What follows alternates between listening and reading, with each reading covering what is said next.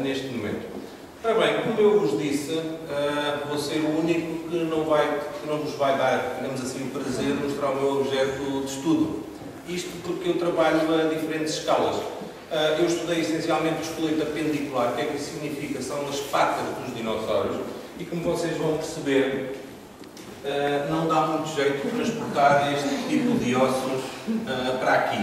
Este exemplar, e falo obviamente do osso, foi um exemplar que eu estudei em Berlim. É um número, está aqui, é o equivalente deste osso do mamífero que está ao lado, e vocês têm uma pequena, neste caso uma grande ideia do tipo de ossos que eu estudo.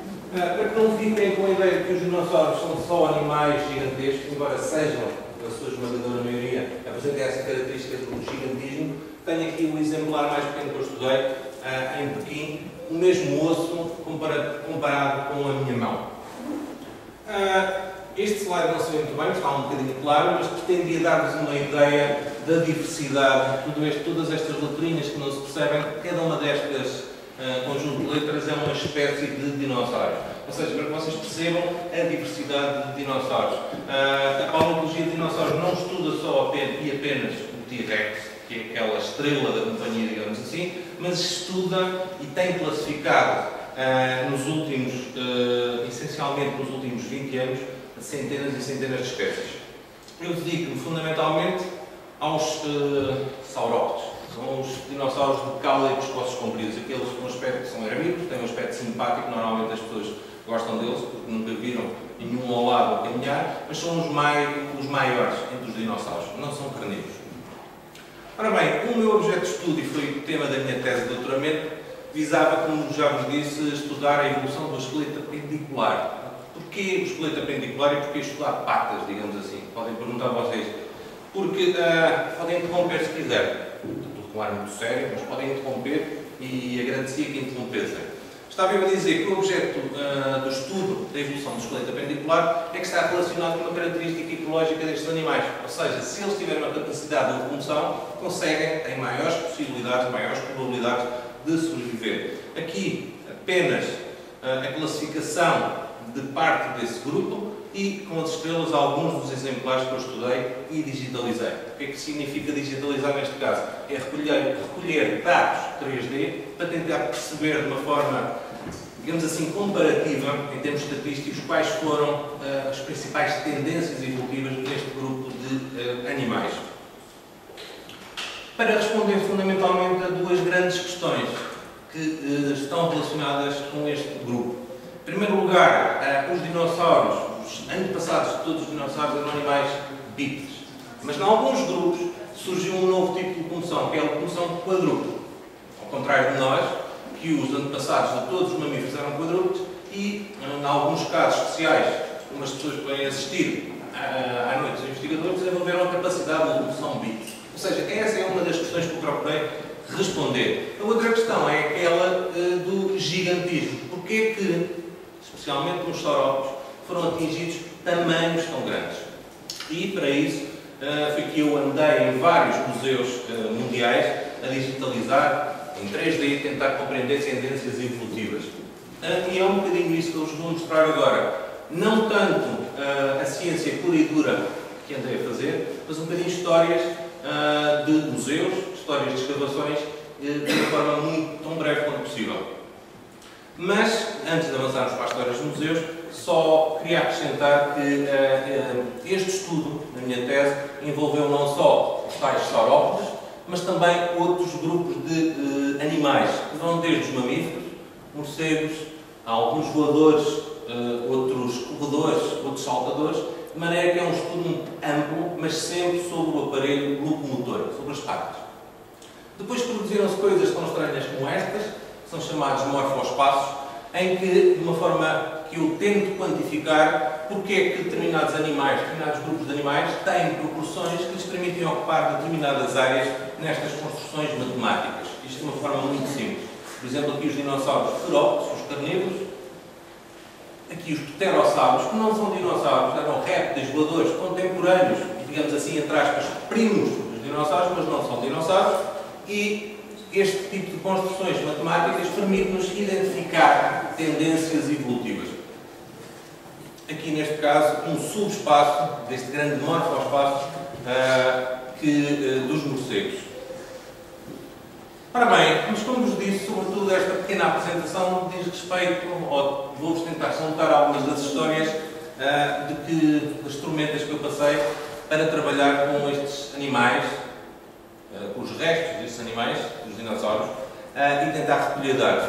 Neste caso concreto, vocês veem, daqui a pouco vão ver um bocadinho melhor, que eu muitas vezes tinha que trabalhar com porta-paletes mecânicos, ou seja, estes ossos, alguns atingiam centenas de quilos de peso, e que me fizeram, em alguns casos, desejar que eu tivesse feito a minha tese em micromamíferos, porque apenas para trabalhar com um osso, neste caso nos Estados Unidos, eu precisava da ajuda de um porta-paletes. Aqui um outro aspecto de algumas das posições em que eu tinha que colocar o digitalizador para recolher os dados.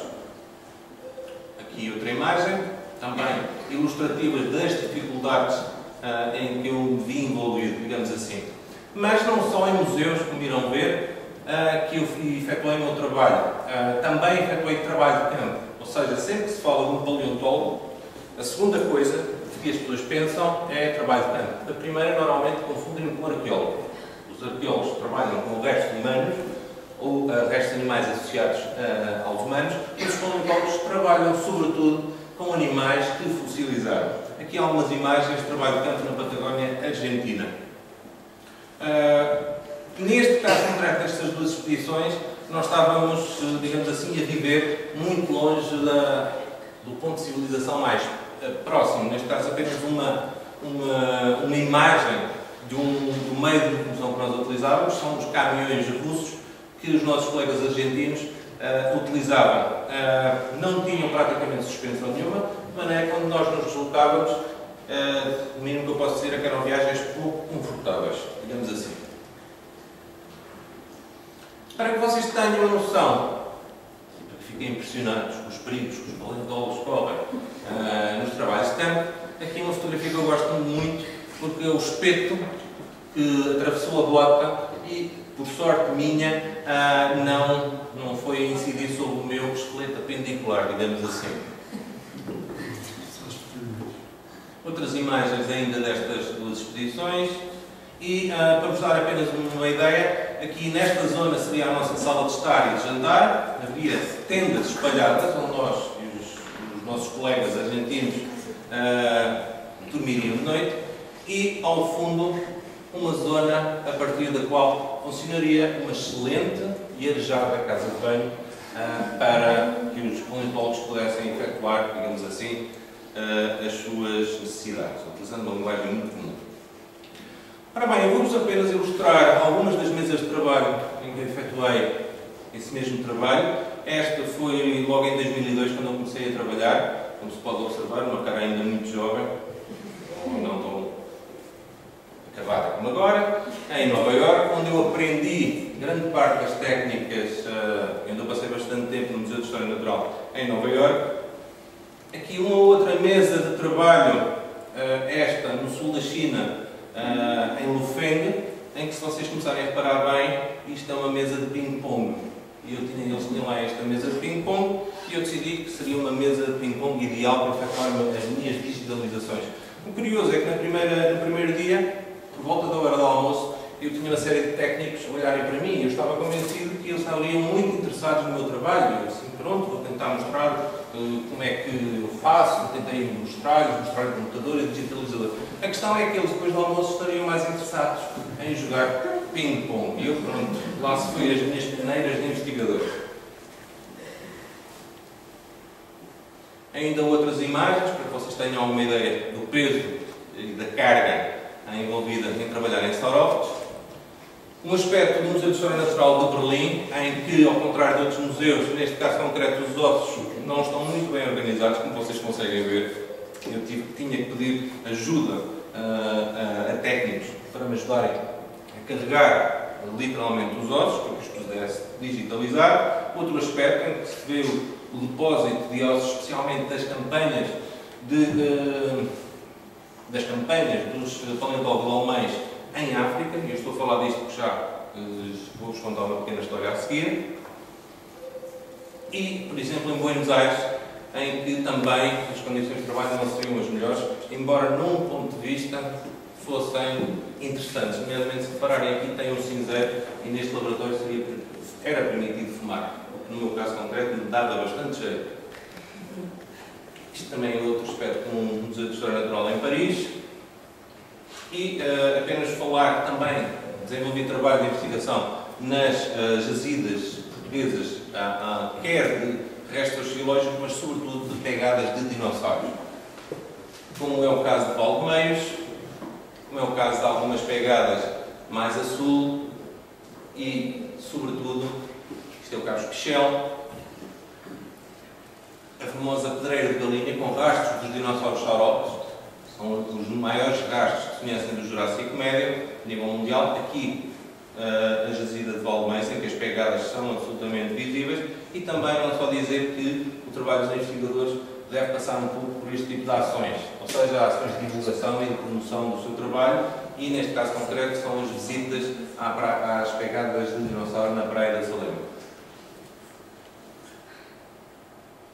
Só para vos contar, esta imagem é muito ilustrativa do meu primeiro dia de trabalho no Museu de História Natural de Londres, em que a responsável pelas coleções me apareceu, estava eu preparado para trabalhar, e apareceu-me o contador Geiger na mão. Ou seja, o contador Geiger é um medidor da radioatividade ponto. Neste caso concreto, e estes são os mesmos ossos que os alemães trouxeram de África, neste caso concreto, o Museu de História Natural detectou que os ossos de dinossauro apresentavam alguma radioatividade, ou seja, neste caso, concentrações anormais de urânio. Ou seja, eu fiquei muito espantado, porque eu já tinha estado a trabalhar com o mesmo tipo de ossos na Alemanha, mas, segundo as normas de segurança e de saúde inglesas, a senhora só podia deixar de trabalhar depois de efetuar a medição do contador Geiger. Ou seja, para além do peso de eu estar sujeito a levar um osso daqueles na cabeça, eu também estaria sujeito a radioatividade. Finalmente, foi uma situação que eu passei na China, especialmente nas cidades do Sul, em que, para além do fascínio dos chineses pelos ocidentais, uma vez que eles não estão muito habituados naquelas zonas mais recônditas a observar ocidentais, têm um enorme fascínio por tudo aquilo que diz respeito aos dinossauros. Então, um ocidental que trabalha em dinossauros era uma coisa fora do comum. Ou seja, aquelas imagens que viram há pouco de eu a digitalizar ossos na China, isto é eu fotografar a quantidade, seja de crianças, seja de outro tipo de visitantes, que desde eu estar a tomar um chá dentro do café e irem tirar fotografias e assinar, eu senti uma verdadeira estrela pop. Também foi a primeira e a última vez. Mas apenas para vos ilustrar que são tudo aspectos paralelos, mas quero tirar sempre fotografias. Lá dentro eu tirei dezenas e dezenas de fotografias. E são aspectos paralelos da vida de um paleontólogo.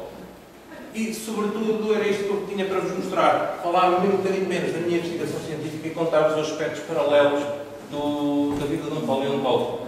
E agora, eu estou disponível para perguntas, seja agora, seja depois lá fora, no contacto mais direto. Ok? Muito obrigado.